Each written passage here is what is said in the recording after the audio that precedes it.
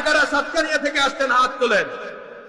মাশাআল্লাহ, দেখছেন আমার অনুমান ঠিক আছে, আমার অনুমান ঠিক আছে। সব সামনে সাতকানিয়া বসেছে। দেখেন আমি কেমনে বুঝছি জানেন?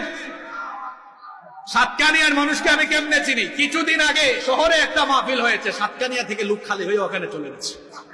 আমি রেসপন্স শুনলেই বুঝি এরা সাতকানিয়ার মানুষ, কারণ এই সাতকানিয়ার মাটি ইতিহাসের স্মরণীয় মাটি। সব বলা যাবে না। এই সাতকানিয়ার মানুষ, বীর চট্টলার এই সাতকানিয়ার মানুষ ইসলামের জন্য, কোরআনের জন্য বারবার রক্ত দিয়ে তারা প্রমাণ করেছে তারা কোরআনকে কতটা ভালোবাসে।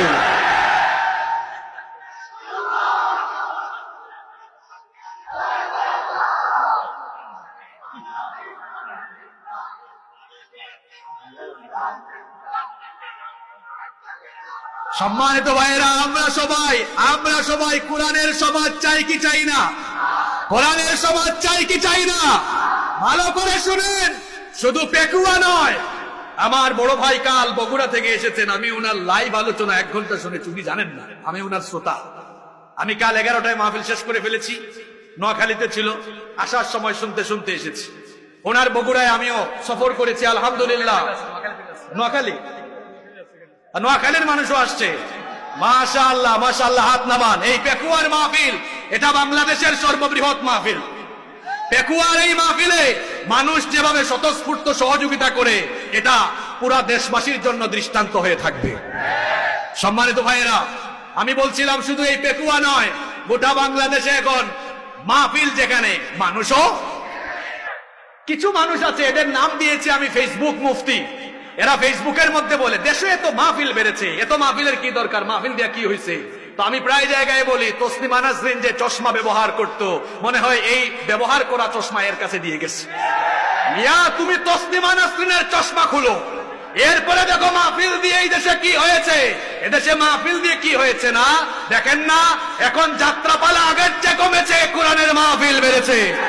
এখন সিনেমা হল প্রায় বন্ধ হতে হতে শেষ পর্যায়ে চলে গিয়েছে। যুবকদের উপস্থিতি সিনেমা হলে নয়, মসজিদে বেড়েছে। এদেশে মাহফিল দিয়ে কি হয়েছে? আপনার ঘরের বউয়ের দিকে তাকান। আপনার ঘরের বউ আগে সারাদিন ভারতীয় সিরিয়াল দেখতো, এখন সারাদিন ইউটিউবে শুধু হুজুরদের ওয়াজ শুনে, ঠিক কিনা? দেখেন বিশ্বকাপের চরম উন্মাদনা, দেশের অবস্থাও থমথমে, কিন্তু বীর চট্টলাবাসী আছে কোরআনের মাহফিলে। আজকের এই উপস্থিতি জানান দেয় কোরআনের প্রতি এই ভালোবাসা, কোরআনের প্রতি আপনাদের এই আবেগ, কোরআনের প্রতি আপনাদের এই উচ্ছ্বাস।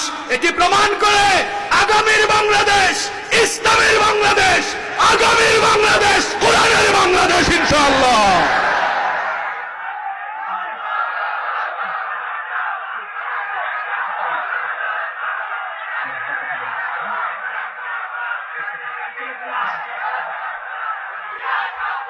আপনাদেরকে ছেড়ে যেতেও মন চাচ্ছে না।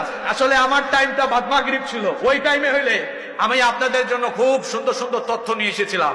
এই পেকুয়ার মাহফিলে আমি আজ সহ 4 বছর, গত 3 বছর আমি বিষয়ভিত্তিক কথা বলেছি।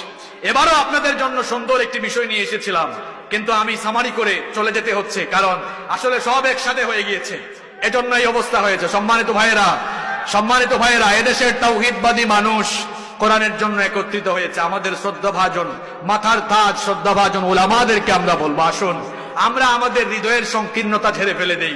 আমরা আলেমে আলেমে রেশারেশি বাদ দেই, আলেমে আলেমে ঠেলাঠেলি বাদ দিয়ে আমরা এক কাতারে আসতে পারলে এদেশের মানুষ দেখবেন উলামাদেরকে মাথার তাজ বানিয়ে রাখবে। ওই যে আমি প্রায় জায়গায় বলি, পাল্লার মধ্যে ব্যাঙ রাখা যেমন কঠিন, এখন আলেমদেরকে এক জায়গায় বসানো হয়েছে কঠিন। আগে তো অবস্থা এমন ছিল, আপনারা আমাদের কাছে দোয়া চাইতেন, হুজুর আমাদের জন্য দোয়া কইরেন। এখন অবস্থা বড় খারাপ, আমরা হুজুরে হুজুরে ঠেলাঠেলি গুতাগুতি কইরে অবস্থা এমন হয়েছে, আমাদেরকেই বলা লাগবে আপনারা আমাদের জন্য দোয়া করেন যেন আমরা ঠিকঠাক থাকতে পারি।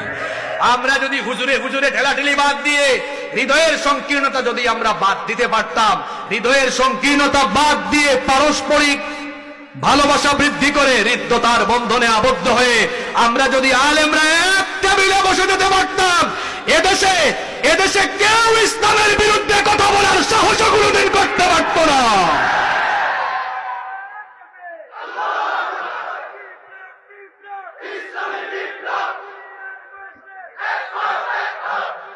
সম্মানিত ভাইয়েরা, সম্মানিত ভাইয়েরা, আপনারা এমন ভাবে স্লোগান দিচ্ছেন মনে হয় আমি তো সারাদিন ছিলাম না, আসছি মাগরিবের সময়, মনে হয় সারাদিনের স্লোগান সব এখনকার জন্য জমায় রাখছেন, তাই না? সব কি এখনকার জন্য জমায় রাখছেন? কি আর সঙ্গীত, এই ওয়াজের চেয়ে বড় সঙ্গীত আর আছে?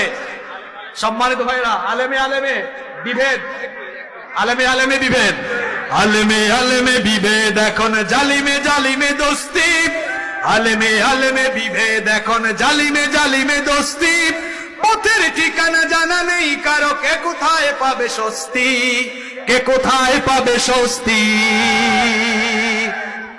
সালাতে কোথায়, সালাতে দোহাতে কোথায় বাঁধবে নাভির উপরে বুকে, আমিন বলবে চুপিসারে নাকি সজরে আওয়াজে ফুকে, ছোট আরো ছোট বিষয় নিয়েও চলছে ভীষণ দ্বন্দ্ব, সব দল ভাবে আমরাই ভালো অন্যরা কালো মন্দ, ফরজ নিয়ে তো মারামারি নেই নফলে সফল ডুব, টুপির আকার আকৃতি নিয়ে গবেষণা হয় খুব, ফরজ নিয়ে তো মারামারি নেই নফলে সফল ডুব, টুপির আকার আকৃতি নিয়ে গবেষণা হয় খুব, এই সুযোগে আপনারা দেখো হাকিয়ে বেড়ায় হস্তি, জালিমে জালিমে দোস্তি, আলেমে আলেমে বিভেদ, এখন জালিমে জালিমে দোস্তি, পথের ঠিকানা জানা নেই কারো, কে কোথায় পাবে স্বস্তি, কে কোথায় পাবে স্বস্তি। খ্যাতির নেশায় আলেমের মন ব্যস্ত, ভীষণ ব্যস্ত,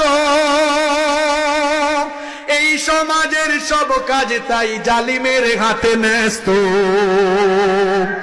নিজের হিসেব করে না আলেম অন্যের কথা ভাবে, বিরোধকারীরা জান্নাতে নাকি জাহান্নামেই যাবে, কাফের ফাসিক লক্ষ পকেটেই আছে জবাব, আল্লাহর কাছে